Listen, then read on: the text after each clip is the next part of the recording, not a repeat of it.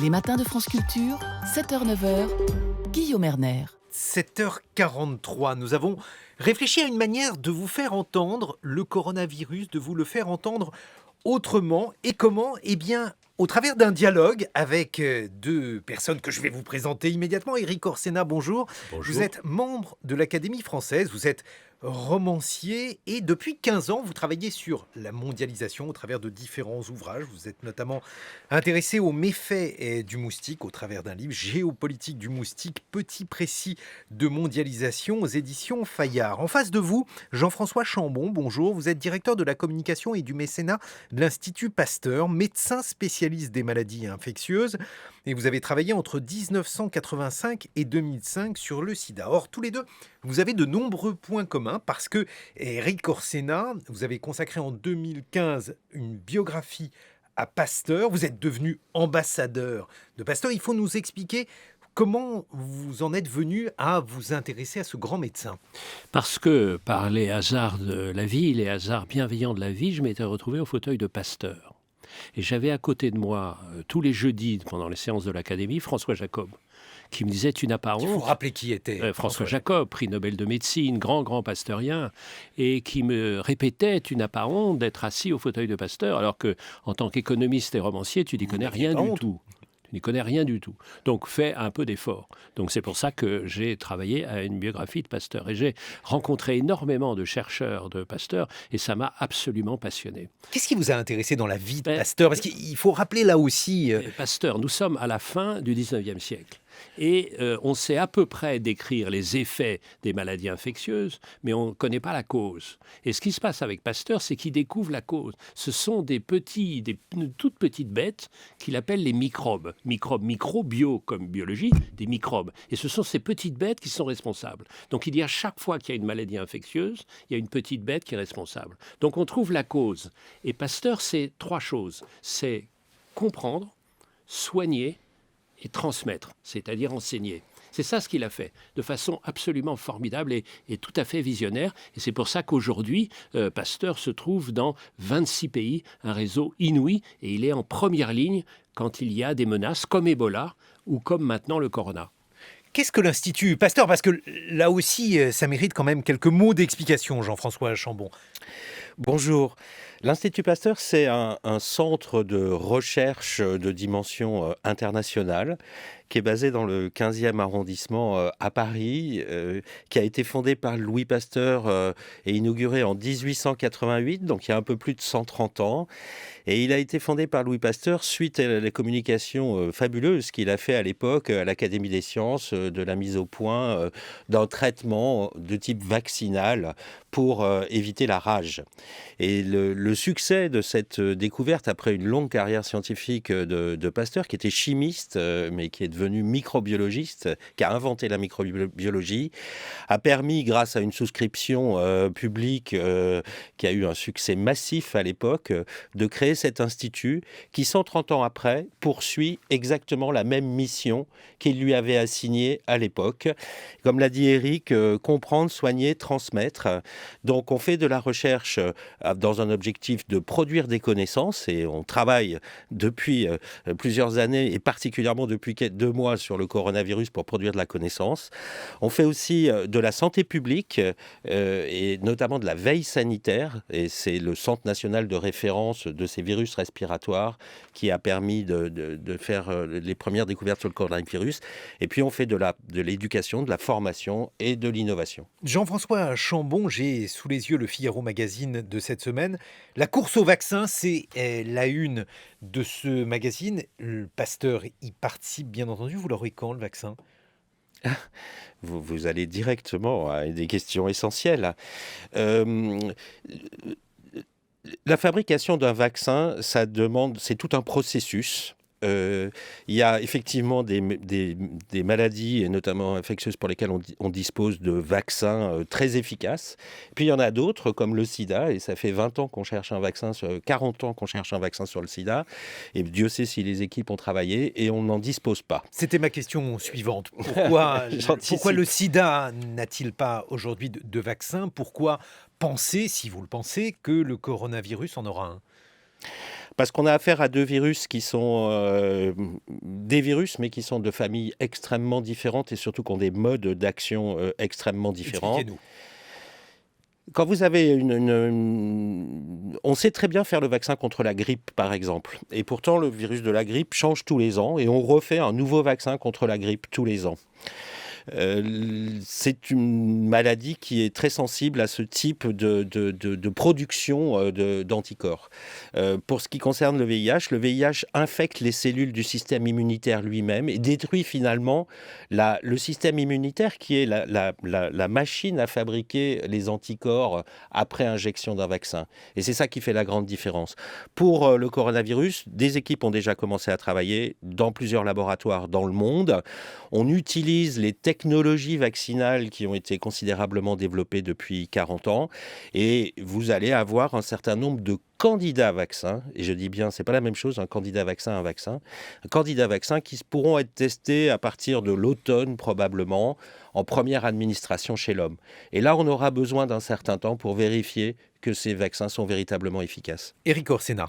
Moi, ce qui me frappe, c'est qu'on attend le vaccin, tout le monde attend le vaccin, et quand on a un vaccin dont l'efficacité est prouvée, on se met à tacler le vaccin, à dire le vaccin c'est dangereux, etc., alors qu'aucun autre mécanisme, aucun médicament, jamais n'a été aussi efficace que les vaccins. Donc c'est ça, ce qui est très intéressant dans cette crise, c'est qu'on remet en cause des tas de mécanismes. Mais je voudrais dire une autre chose, c'est que avant de s'intéresser aux êtres humains, Pasteur s'est intéressé aux autres animaux. Parce qu'il a d'abord été d'une certaine manière vétérinaire, car il a traité les maladies du ver à soie, qui entraînaient des drames écologiques économiques dans toute la vallée du Rhône. Il s'est attaqué au choléra des poules, etc. Donc, dès le début, il a mis en place ce qui est l'évidence maintenant, c'est-à-dire l'unité de la vie. Il y a une seule santé, une santé globale. Et quand l'environnement va mal, comment nous pourrions, nous, aller bien? Quand les animaux vont mal, comment nous, qui faisons partie de cette grande famille des animaux, pourrions-nous nous sentir bien? Et quand on se nourrit de n'importe quoi, comme en Chine, c'est quand même pas la première fois où une maladie terrible qui va s'étendre dans le monde entier, qui vient de ces marchés de Chine, où on mange des animaux vivants de n'importe quoi. Et c'est une autre question qui est posée, c'est demander des prix de plus en plus bas pour l'alimentation, c'est-à-dire manquer de respect vis-à-vis de l'alimentation. Et pour ceux qui produisent ce qui nous nourrit, entraîne des drames. Donc la question est aussi posée, c'est aussi la question de l'agriculture et du respect des agriculteurs. Jean-François Chambon, c'est effectivement une répétition. C'est pas la première fois qu'il y a un virus qui aurait des origines animales? Ah oui, c'est très très bien connu, ce qu'on appelle des zoonoses. On vit, nous, humains, en coexistence avec notre environnement en général et avec tous les autres êtres vivants. Et les virus et les bactéries infectent aussi les animaux. Et vous avez, à certains moments, des possibilités de transmission de l'animal à l'homme, de rupture de ce qu'on appelle la barrière d'espèce. Et vous allez avoir des virus, notamment parce que les virus sont des micro-organismes qui évoluent. Un virus, c'est pas stable. C'est un parasite absolu de la cellule qui porte un code génétique et ce code génétique va intégrer le code génétique de la cellule humaine. C'est comme ça qu'il se reproduit. Et en se reproduisant, il va muter, il va changer. Et en changeant, il peut acquérir des capacités infectieuses différentes et notamment contaminer l'homme. Alors, on l'avait déjà avec la dite grippe aviaire. C'est donc au moins la seconde fois que cela arrive, toujours en Chine, parce qu'il faut une consommation particulière. Est-ce qu'on a des idées sur les manières dont ces virus franchissent la barrière des espèces ? Alors, la dite grippe aviaire, c'est parce qu'effectivement, le virus qui est devenu ce virus de cette grippe aviaire s'est auparavant développé dans des élevages de volailles, et c'est pour ça qu'on a appelé ça grippe aviaire. Il aurait pu aussi se développer dans des élevages de cochons, c'est bien connu.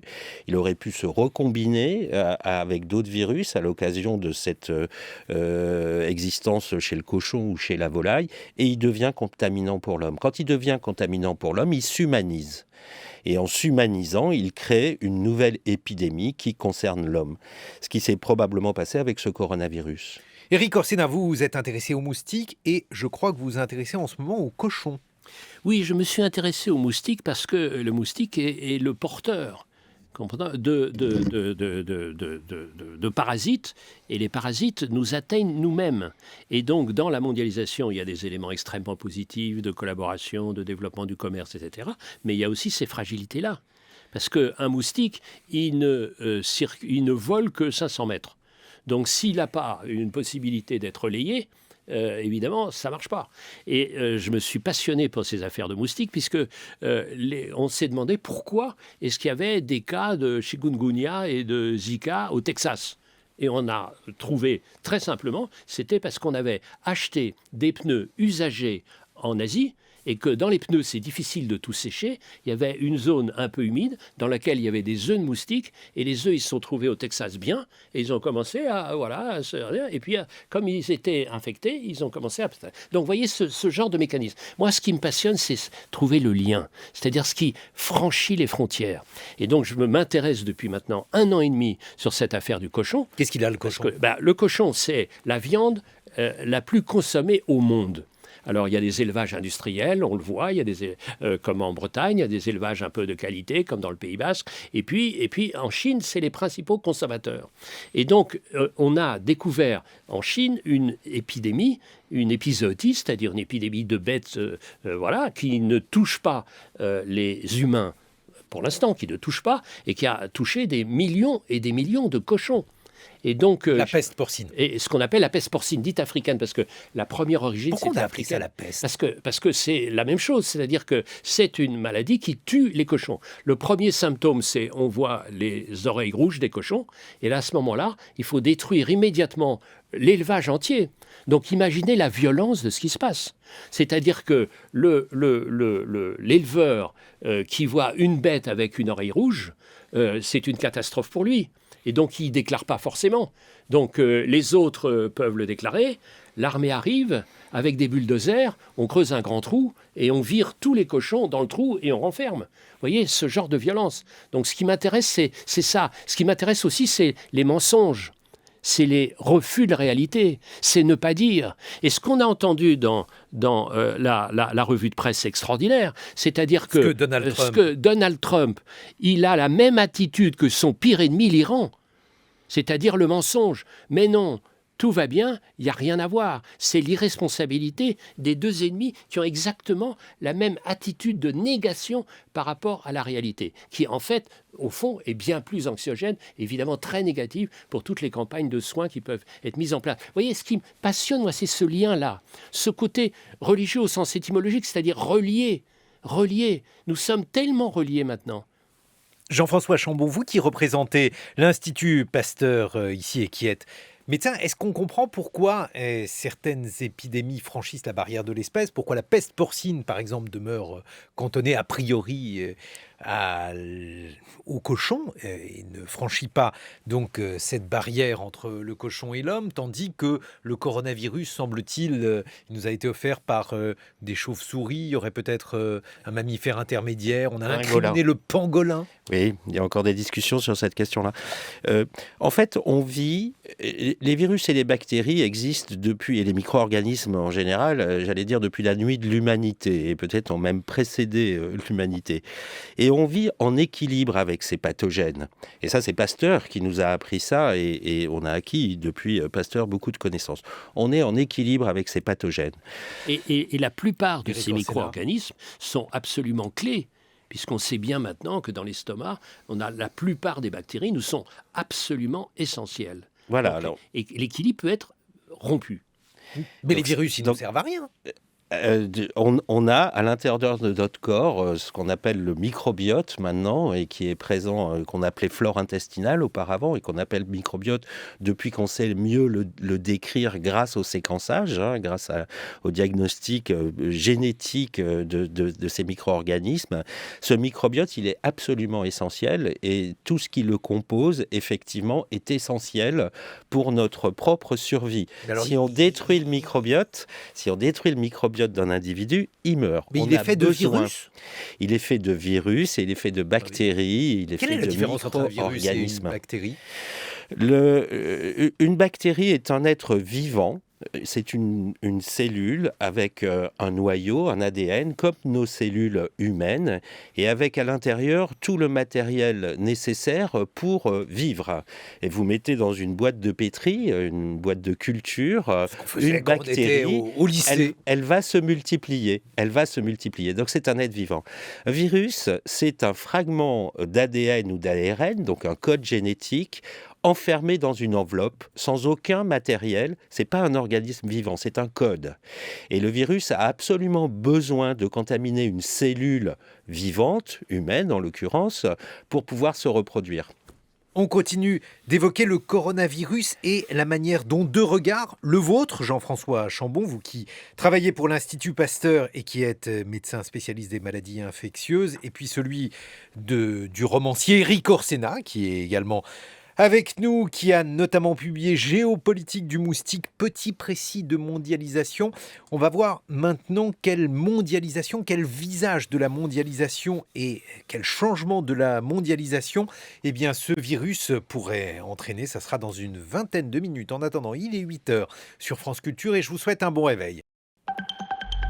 7h, 9h, les matins de France Culture, Guillaume Erner. 8h22, nous retrouvons ce dialogue entre Jean-François Chambon, directeur de la communication et du mécénat de l'Institut Pasteur, mais également médecin spécialiste des maladies infectieuses, et un romancier, pas n'importe quel romancier, Eric Orsena, membre de l'Académie française. Vous avez notamment publié Un beau marché, que l'on peut suivre, réentendre sur podcast grâce au site de France Culture, franceculture.fr. Eric Orsena, le virus et les épidémies, c'est également un thème qui a beaucoup fasciné les romanciers. On a entendu Camus, on a entendu un extrait de La Peste. Tout à l'heure, on pourrait parler... Qui est redevenu un best-seller en Italie. C'est extraordinaire la place de Camus sur les questions de liberté, mais aussi sur les questions de menaces, sur les questions de droits de l'homme. C'est extraordinaire cette sorte de besoin de Camus maintenant aujourd'hui, c'est-à-dire l'humanisme face aux menaces de tous ordres. C'est extraordinaire le destin de Camus aujourd'hui. Il y a également d'autres exemples de romanciers qui sont intéressés aux épidémies. Je ne sais pas, Giono par exemple. Non, Thomas Mann, bien sûr, tout ce qui se passe, voilà, avec la tuberculose, tout ce qu'on peut imaginer. C'est-à-dire que l'épidémie, c'est l'allégorie, c'est la grande comparaison de nos fragilités de société. Et puis l'épidémie, c'est la crainte, c'est la menace, c'est donc une sorte de... Vous savez, les romanciers, ils essayent de raconter leurs histoires comme une sorte de comparaison de la vie, c'est-à-dire que de tension de la vie, d'extrémité de la vie. Et donc, c'est l'humain face à plus fort que lui, et en même temps devant trouver des alliés pour lutter contre quelque chose qui les dépasse. Donc on est en plein dans cette fragilité extrêmement touchante de la condition humaine. Et puis alors l'autre aspect qui rejoint donc complètement votre œuvre, c'est qu'il n'y a hélas pas d'autre exemple, pas de meilleur exemple en tout cas de la mondialisation que le virus. On voit sa course aujourd'hui, vous vous êtes intéressé à la mondialisation, je parlais du moustique, vous l'avez fait avec le coton. Qu'est-ce que là aussi ça nous permet de voir, Eric Orsena ? Alors ce qui est très intéressant, c'est que quand on voit les mécanismes de production aujourd'hui, il y a à la fois une très grande diversité. Par exemple, pour fabriquer un Airbus, vous avez besoin de 1 500 000 pièces. Et ces pièces viennent en gros de 30 pays différents. Donc vous voyez à quel point une production dite européenne dépend en fait de productions qui viennent du monde entier. Donc il y a cette diversité. Et en même temps, il y a une sorte de concentration, c'est-à-dire dans des domaines absolument clés, comme les composants électroniques, tout vient d'Asie du Sud-Est et principalement de la Chine. Donc vous voyez, il y a cette articulation entre la diversité, c'est-à-dire un monde tout à fait relié, et un monde tout à fait concentré.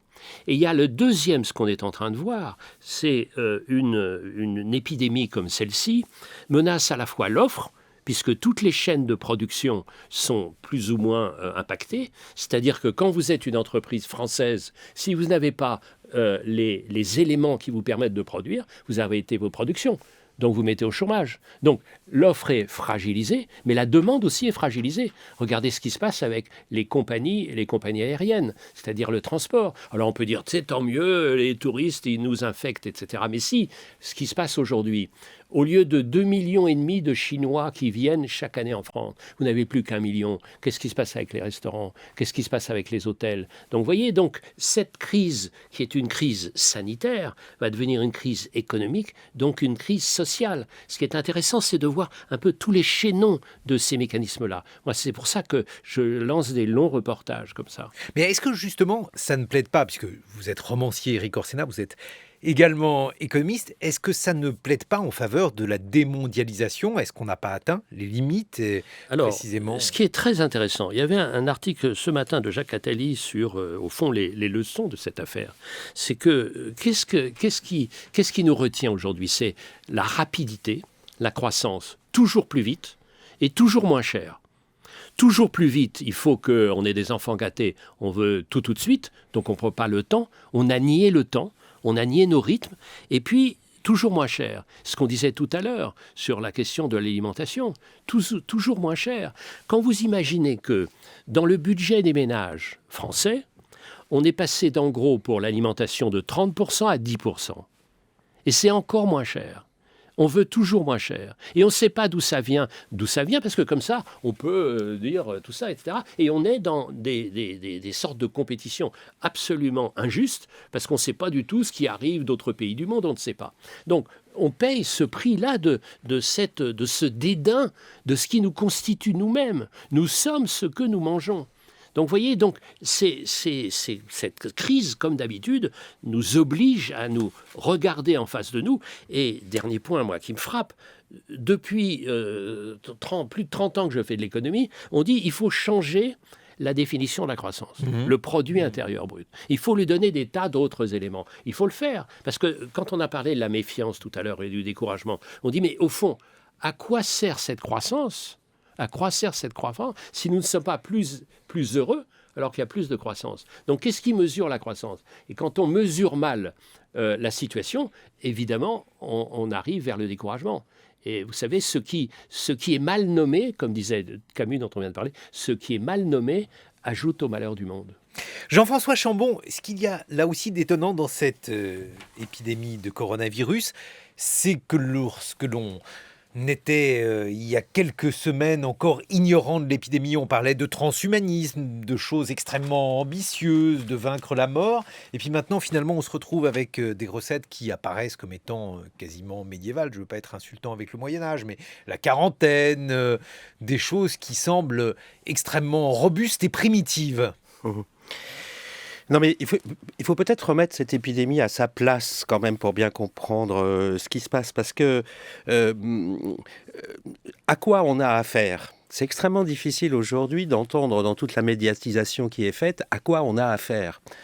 Et on a évoqué la peste tout à l'heure. On n'a pas affaire à une nouvelle peste. On a affaire à une épidémie d'un virus qui vient d'apparaître, dit virus émergent, donc ça c'est inquiétant. Mais ce virus, bien qu'étant pas un virus de la famille de la grippe, il s'apparente à beaucoup d'égards à une grippe. Alors la grippe, ça peut être grave, hein. Je ne parle pas de grippette, il y a tous les profils de grippe. Et donc ce coronavirus produit une maladie, se transmet à une rapidité assez importante. Vous voulez dire qu'on en fait trop ?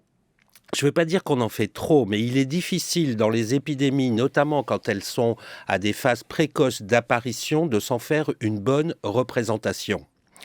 Et que la communication qui est faite, y compris les prises de parole de certains scientifiques, entraîne aujourd'hui tout le gradient de représentation entre la banalisation qui pourrait toucher au déni et l'hyper-angoisse. Non mais Jean-François Chambon, on est entre nous, vous pouvez le dire, parce qu'on s'interroge, on se dit, bon mais finalement, la grippe, par exemple, j'ai vu qu'en 2018, c'était une mauvaise année pour la grippe aux États-Unis, il y avait eu 40 millions de malades et plus de 60 000 victimes. Ce qui veut dire que cette année-là, la grippe avait énormément tué. Aujourd'hui, même si le bilan du coronavirus est lourd, très lourd, on est loin de ces chiffres. Alors, est-ce que ça veut dire qu'on est au début d'une épidémie? Est-ce que ça veut dire que l'on est en train de paniquer au sujet du coronavirus?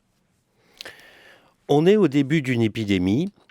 On est au début d'une épidémie dont on recueille les informations et les analyses épidémiologiques depuis 2 mois, ce qui est une période très très courte. Donc les données qu'on a, un certain nombre sont tout à fait utiles et on s'en sert, mais elles vont s'affiner dans les semaines qui viennent, notamment à la faveur du développement de l'épidémie en France, où on va faire des études épidémiologiques probablement plus approfondies que celles qui ont été faites en décembre et en janvier en Chine, face à quelque chose qui paraissait explosif, qui est apparu explosif, et on va se rendre compte à cette occasion-là qu'on est confronté à quelque chose qui est sérieux, qui est préoccupant, mais qui n'est pas non plus évidemment dramatique, et dont les conséquences sont tout à fait maîtrisables, je dirais. Alors, ça nécessite une réponse en regard, mais vous me demandez tout à l'heure qu'est-ce qui va se passer. On sait aujourd'hui que certainement beaucoup de personnes vont être contaminées, et on sait aussi aujourd'hui que très certainement, la très très grande majorité de ces personnes vont en guérir. Ce qui est quand même... Ce qui est quand même rassurant. On parlait de la mondialisation avec vous, Éric Orsena, parce que c'est un exemple très frappant de mondialisation. On voit qu'à chaque fois, il y a des liens dans la propagation de cette épidémie avec des phénomènes religieux qui sont une autre manière d'ailleurs de formuler cette mondialisation. On a par exemple dans cette épidémie un lien avec une secte catholique en Corée, des pèlerins chiites en Iran, un rassemblement évangélique à Mulhouse, semble-t-il. Ça vous inspire ? Et oui, ça m'inspire parce que ce qu'on disait tout à l'heure, c'est-à-dire que le monde, il est religieux, au sens uniquement étymologique, c'est-à-dire relié. Il est relié, sans référence à un Dieu particulier. Donc, tout ce qui relie nous donne de la force et nous donne de la fragilité. C'est ça la condition humaine. Plus vous êtes fort, plus vous êtes fragile. Et donc c'est exactement ça ce qu'on voit. Et alors ces pèlerinages, bien sûr, c'est des gens qui sont ensemble, qui prient ensemble, qui sont très proches. Et donc évidemment, c'est des lieux où il y a une sorte de ferveur. Et bien en même temps, c'est des fragilités. Donc le romancier, au lieu d'avoir des idées générales, il peut prendre un exemple. Vous voyez ce qu'a fait Camus quand il a travaillé sur la peste. C'est-à-dire, c'est pas la peste en général. Il n'est pas essayiste là-dedans. Il raconte une histoire particulière, humaine, et avec ce paradoxe formidable de la fiction, plus vous racontez une histoire singulière, plus vous touchez le monde. Si vous voulez toucher tout le monde, vous touchez personne. C'est ça l'utilité de ce qu'on peut appeler le roman. Et puis, j'ai trouvé dans votre œuvre, Éric Orsena, il y a des pages qui sont extrêmement laudatif sur la chauve-souris, puisque vous louez le système immunitaire de la chauve-souris, qui est, dites-vous, merveilleux. C'est très très drôle, parce que j'ai fait paraître chez Gallimard un roman d'amour au mois de janvier, et j'avais donné comme métier à mon héroïne, Suzanne, dans le livre, spécialiste des chauves-souris, vétérinaire. On m'avait dit, mais qu'est-ce que c'est que cette histoire de chauves-souris? Et puis un mois après, on dit, oh là là, quel vista, c'est incroyable. Mais comment as-tu pu savoir? Tu avais des informations venant de Wuhan? Pas du tout. La chauve-souris est passionnante parce que la chauve-souris porte en elle toutes les saloperies qu'on puisse imaginer. Simplement, elle a un système immunologique de défense, de production d'anticorps incroyable. C'est-à-dire qu'elle accueille en elle tout ce qui est le plus épouvantable, et elle en vit très très bien. Alors si on arrivait à percer le système de défense immunologique de la chauve-souris à l'intérieur d'elle-même, on aurait la réponse à toutes nos inquiétudes. Donc la chauve-souris, c'est quelque chose de passionnant. Mais il faut être complètement fou pour bouffer de la chauve-souris sans, par exemple, la cuire suffisamment. Mais même de manière générale, franchement, la chauve-souris, ça ne m'excite pas tellement. Et même le matin, vous comprenez? C'est pas parce qu'on en voit beaucoup à la campagne, d'ailleurs, manifestement, Alors, il y a beaucoup d'espèces. Il y a beaucoup d'espèces de chauves-souris. Les chauves-souris de chez nous portent sans doute moins de virus que d'autres. Là, je ne suis pas vétérinaire sur ces questions-là. Mais vous voyez, ce qui est formidable, c'est que on se préoccupe des tas de choses, de finances, de choses comme ça, etc. Et puis, il y a des petits animaux tout à fait méprisants qui remettent en cause toute l'économie mondiale.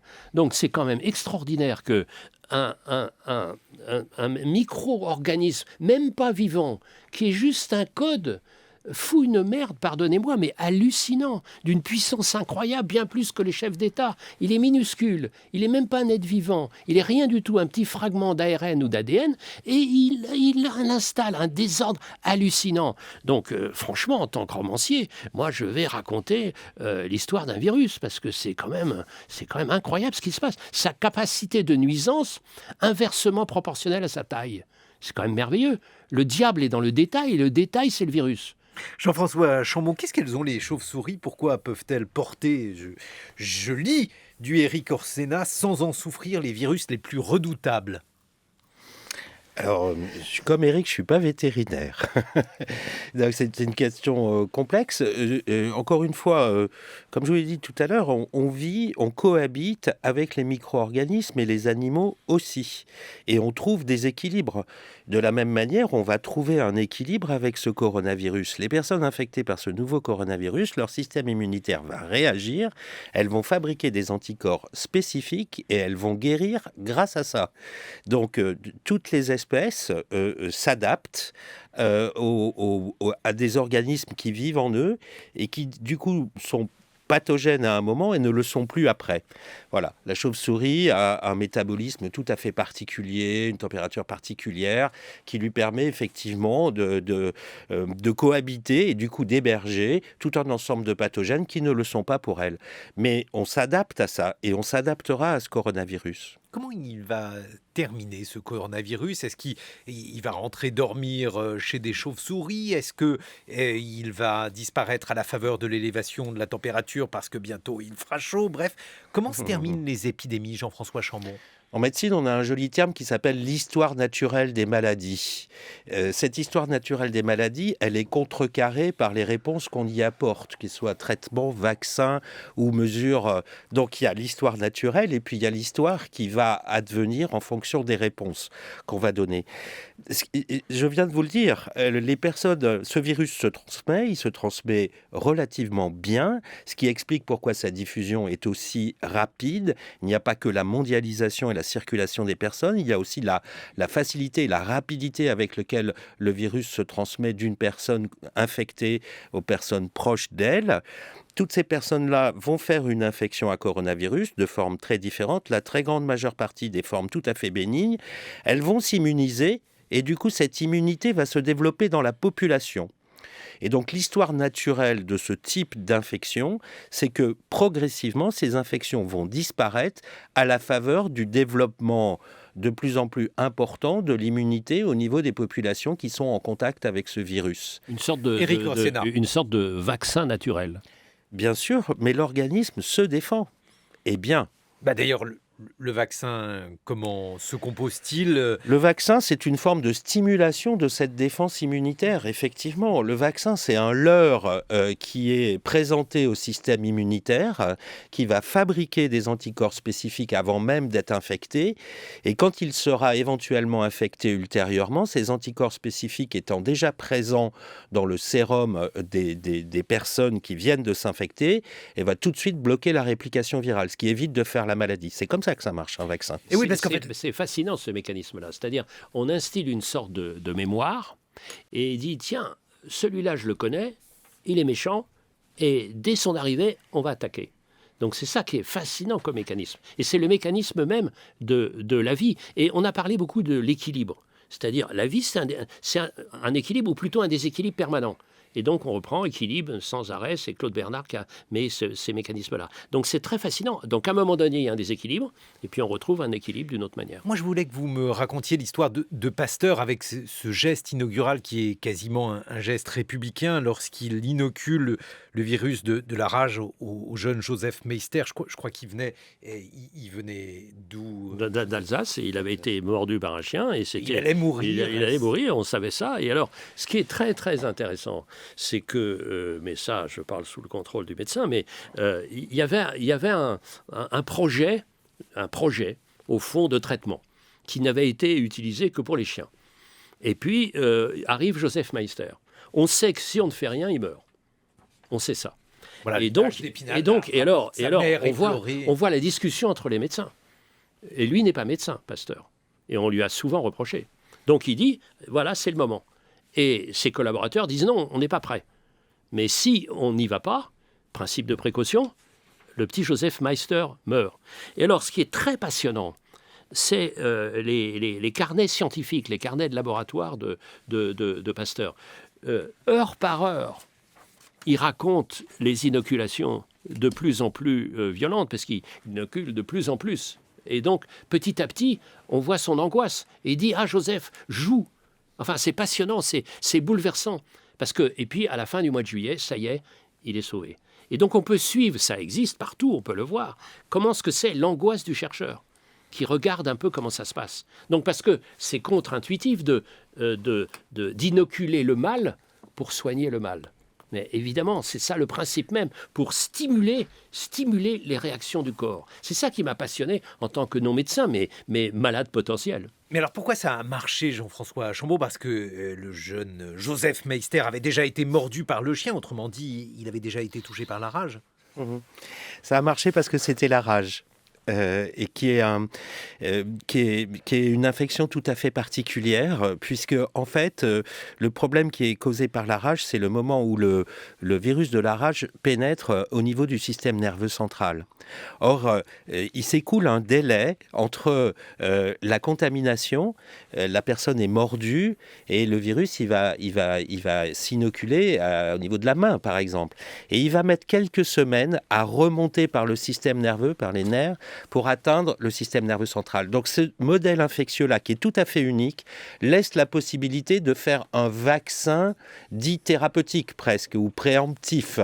Et puisque le corps va s'immuniser en quelques jours, et du coup les anticorps qui vont être fabriqués vont pouvoir bloquer cette progression jusqu'au cerveau. C'est un modèle particulier. Et alors, Eric Orsena. ça veut dire qu'il faut agir vite.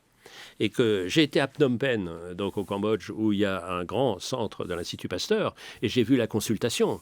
Et on voyait des gamins qui avaient été mordus, et ils avaient dans des sacs en plastique la tête du chien qu'ils avaient mordu pour savoir. Et si on attend trop, ça y est, la rage s'est instillée dans le système nerveux central, et à ce moment-là, c'en est fini. Donc, comme ils viennent de l'autre bout du pays, s'il n'y a pas d'autres centres qui peuvent le rayer, donc c'est pour ça que nous avons, avec Pasteur, je dis nous parce que je suis tellement fier d'être dans cette action, une action de projet pour empêcher les 800 morts chaque année de gamins mordus par des chiens au Cambodge. Grâce à l'ancien patron de l'Institut Pasteur, Fontenay, on se bat là-dessus, parce que c'est une question de rapidité. On a en gros 3 jours.